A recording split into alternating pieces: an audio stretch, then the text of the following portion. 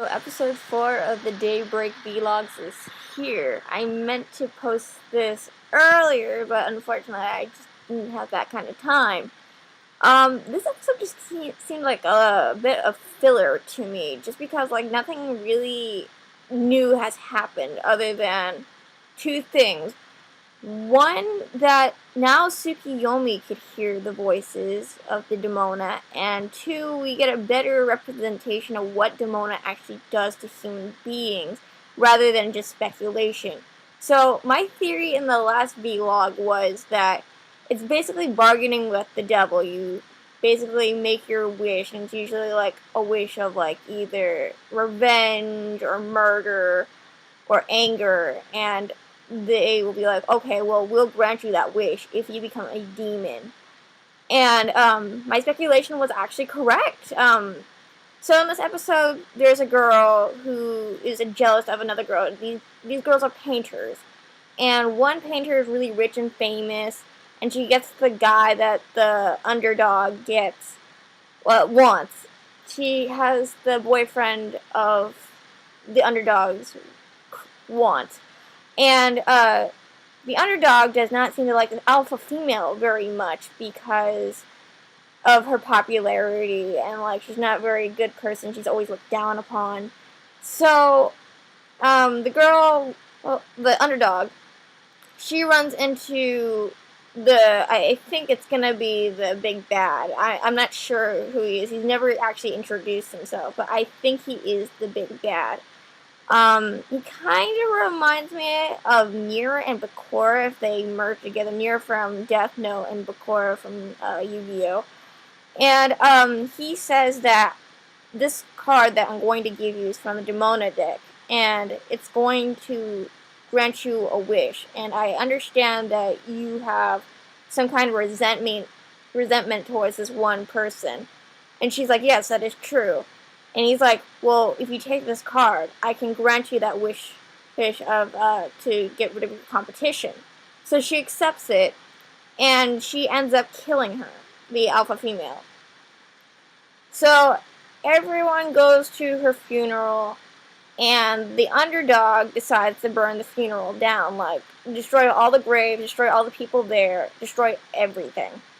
And then the magical girls come in, and then Akari's like, oh, I can talk to the voices, I can probably figure out what's wrong with this person, and the underdog, unlike the last Demona, she isn't that good-hearted. This one was evil to begin with, I guess, because her dream was to kill the alpha female, and she did, and she just wishes to kill everyone else, so that's basically all she was saying, and it's like, well, everyone should die. While the other one was like, I just wanted to save my son. So, yeah, it's just like, well, that was a little weird. And then, for some reason, Tsukiyomi could hear the voices, and her speculation is because she touched Akari that gave her power, and that really annoys me. Is Akari supposed to be some kind of messiah or something? I mean, it was bad enough in Madoka that Madoka was the messiah. And, I don't know, just to me, that was really, really annoying. I mean, as much as I love Madoka, I hated the ending. Well, not hated it as in, it was the worst ending in the world, but, it could have done better. It's just, I did not like Madoka's character, and here I don't like Akari's character. It's just because I just don't like title characters for some reason.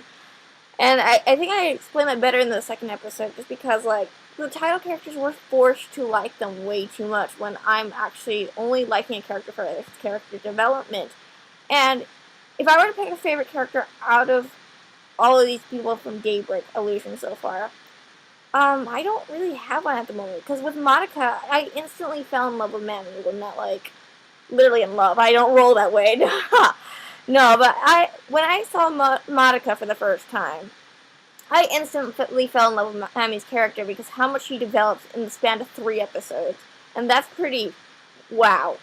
So, but here it's just no one's really developed anything. I mean, I guess out of all the characters so far, I guess I liked the blue-haired chick.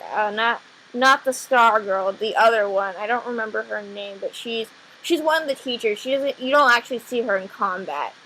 So, I guess I like her the best just because, like, she isn't proud of what she does, but she feels that she needs to do it in order to protect the future. While other ones are like, either they're guinea pigs or they feel resentment towards themselves, and it's just like, well, none of these characters just seem likable at all. So, really, that was the episode. Like, really nothing had happened that was really important.